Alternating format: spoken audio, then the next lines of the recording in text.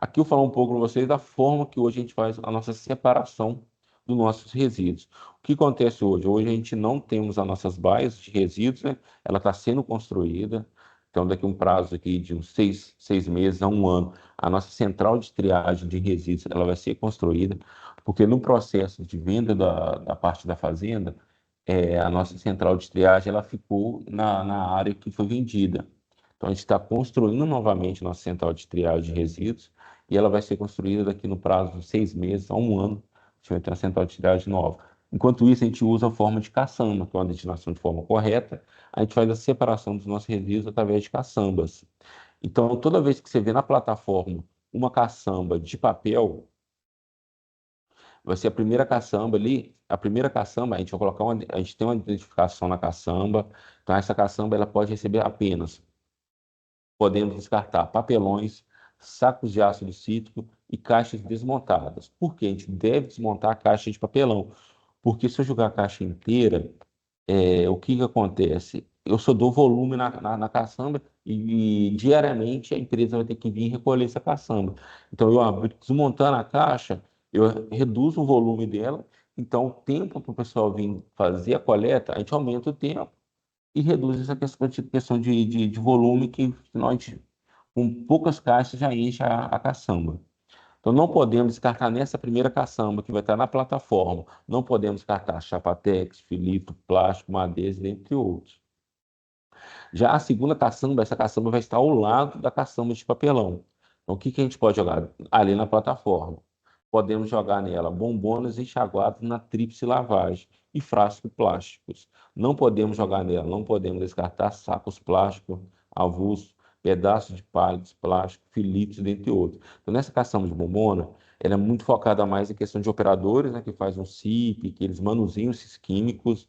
O pessoal da equipe de facilities de limpeza usa muito também essas bombonas de produtos de limpeza, o pessoal da ETA, porque manuseia produtos químicos lá para uso de limpezas de vidaria, essas coisas, sabão. Então, o que acontece? A gente deve fazer a tríplice lavagem nessas bombonas antes de enviar ela para descarte.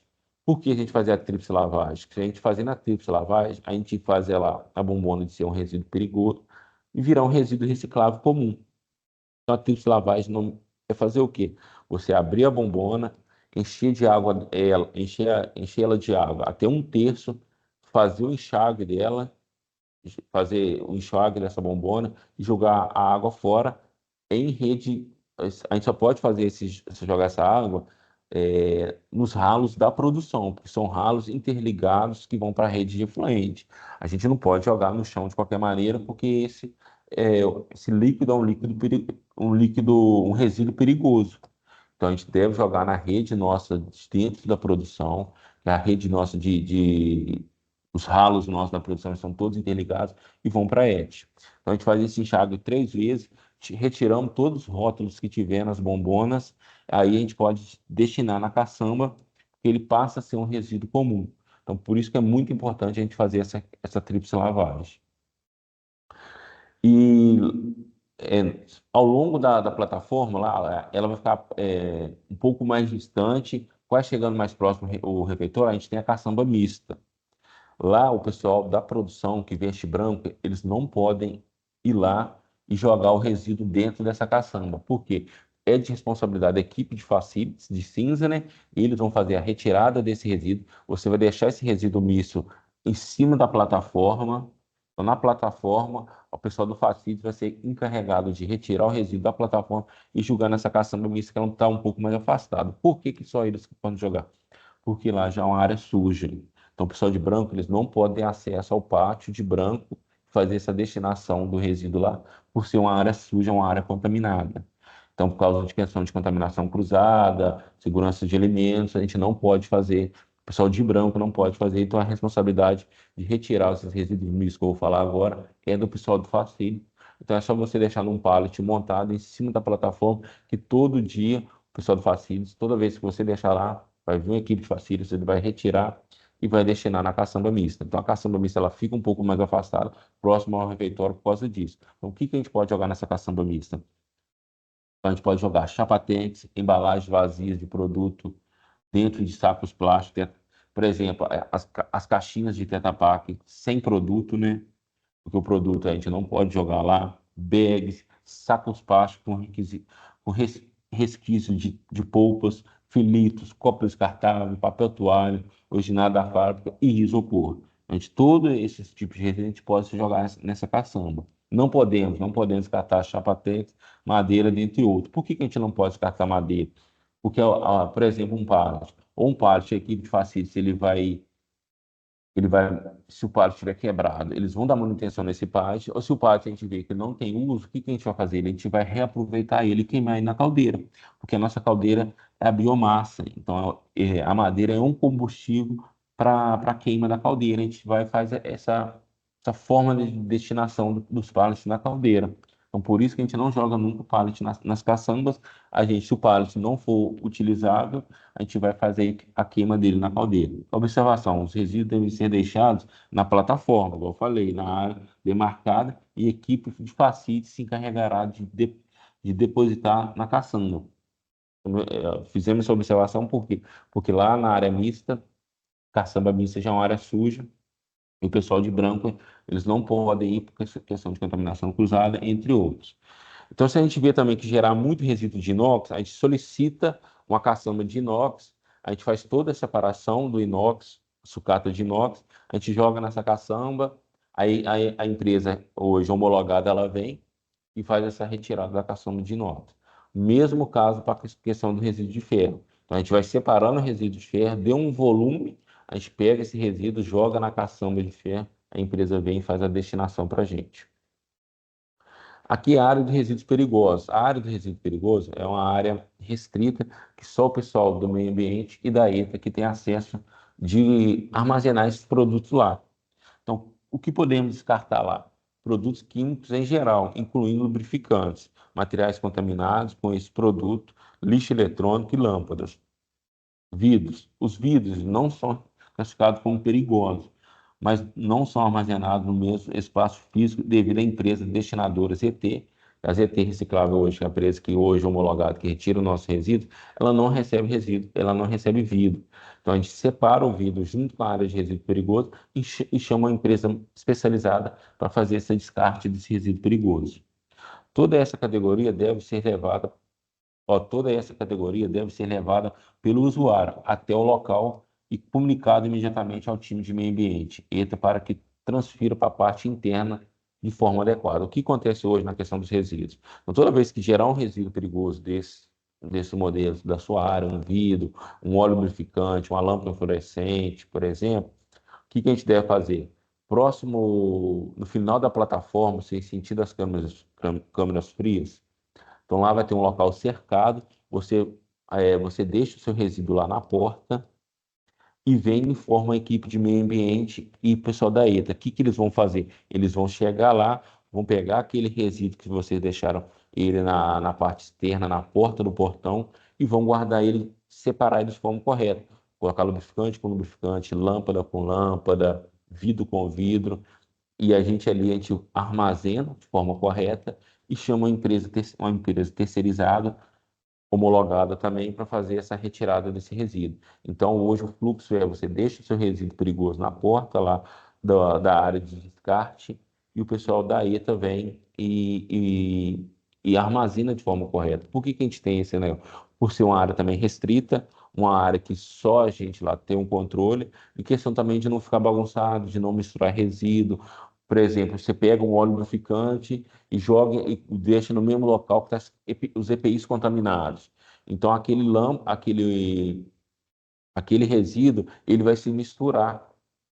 Então, a gente não pode que isso aconteça. A gente tem que separar cada resíduo conforme as suas características, que entra lá na parte de coleta seletiva, né? Então, hoje a gente faz isso, deixa lá o seu produto, o seu resíduo perigoso na porta da área, e não esqueça de informar a gente para a gente imediatamente ir lá e guardar esse produto químico, esse resíduo perigoso, porque ele tem que estar sempre controlado, ele tem que estar sempre no local trancado. Madeira. Partes e fragmentos de madeiras não devem ser descartados em nenhuma das caçambas. Eles devem ser armazenados em área adequada até a sua destinação. Conforme eu falei, você pode deixar o pallet em cima da plataforma que a equipe de facilities vai pegar, eles vão levar para a área onde que eles têm de reforma de pallets, né? E o pallet que a gente vê que ele não consegue reformar, que está muito quebrado, muito danificado, ele vai ser levado até a caldeira e a gente vai fazer a queima dele na caldeira. Que é, como eu falei, a nossa caldeira hoje é de biomassa, de madeira, de picado, então a gente vai e reaproveita ele na caldeira.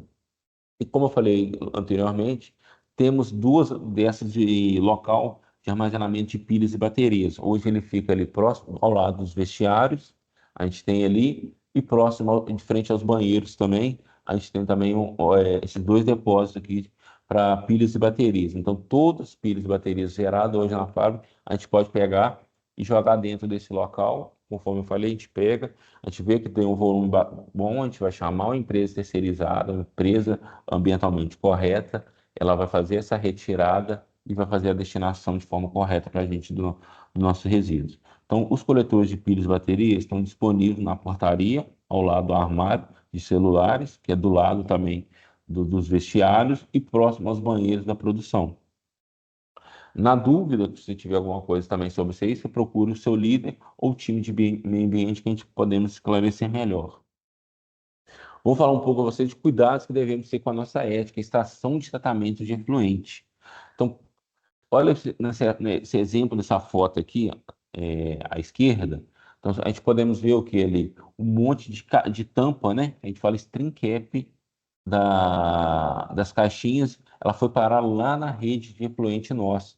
O que que acontece? O pessoal lá que trabalha dentro da produção, eles têm o hábito, o costume de fazer o quê?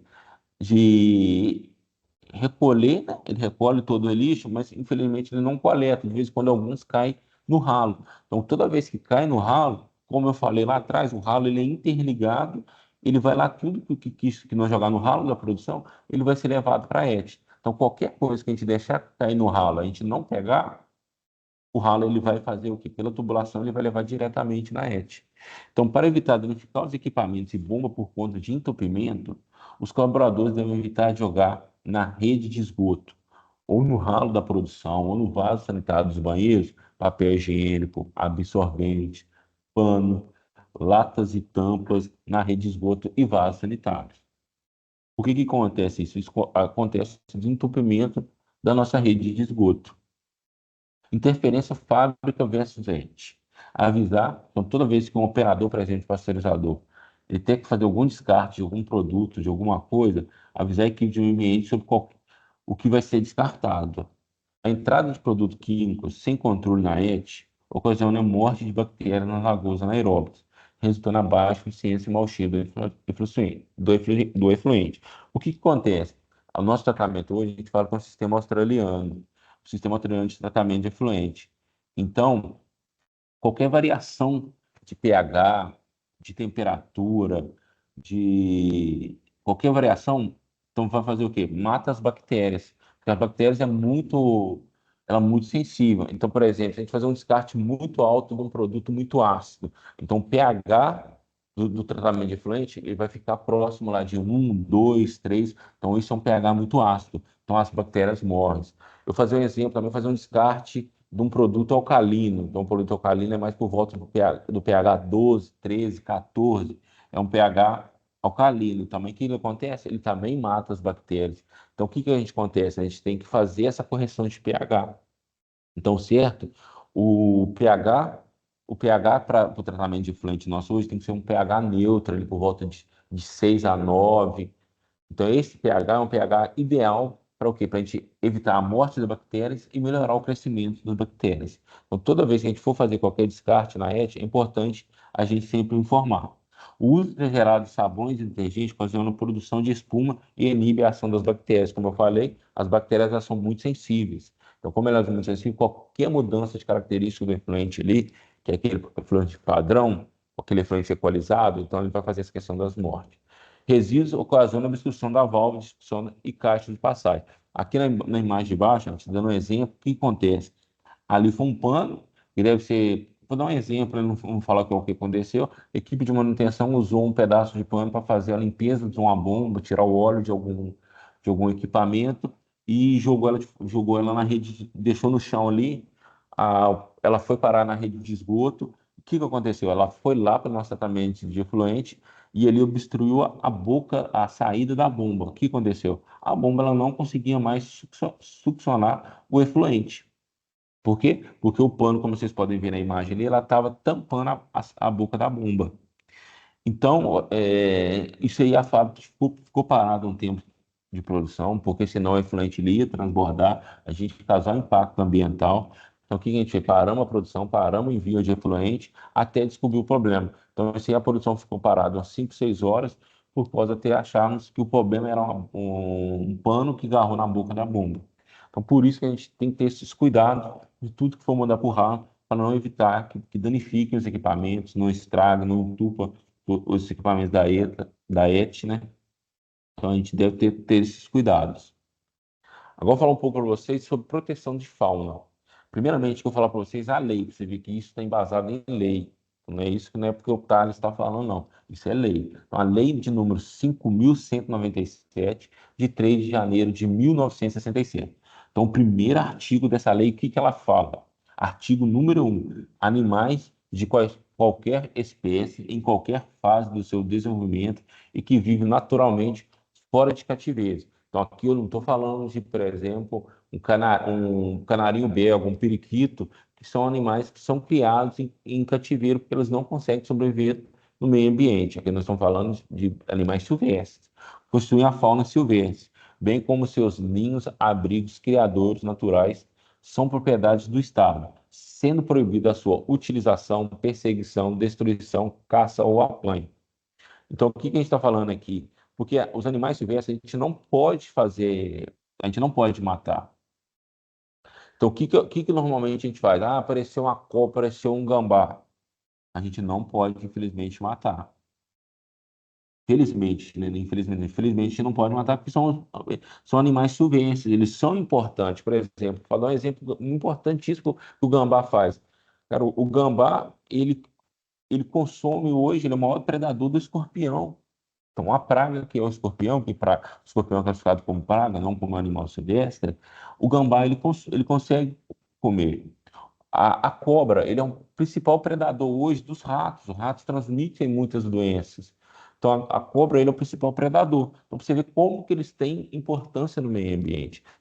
Toda vez que aparecer qualquer tipo de animal desse, o que que a gente deve fazer? Nunca tente capturar o animal você mesmo, porque ele pode reagir de forma agressiva caso se sinta ameaçado. E a gente não pode matar. Entre em contato com o meio ambiente. Que a gente vê, se a gente vê onde que esse animal estiver, a gente vai fazer o quê? A gente vai deixar ele seguir seu caminho, ou a gente vai chamar, por exemplo, a polícia ambiental, os bombeiros, dependendo aonde que esse animal estiver causando algum risco para nós, para algum colaborador, a gente vai chamar o bombeiro, vai chamar o corpo de bombeiro, vai chamar a polícia ambiental, eles vão vir fazer a captura do animal e vão fazer a soltura dele em um lugar mais longe daqui, um lugar mais tranquilo para esses animais. Beleza? Aqui a gente não pode fazer nem captura, nem matar o animal, que são todos animais silvestres. Então, o que a gente deve falar? Toda vez que a gente vê ocorrer, chama a equipe de meio ambiente, que eles vão olhar, estudar o caso e vão chamar a polícia ambiental, vão chamar o corpo de bombeiro para eles virem aqui fazer a remoção desses animais.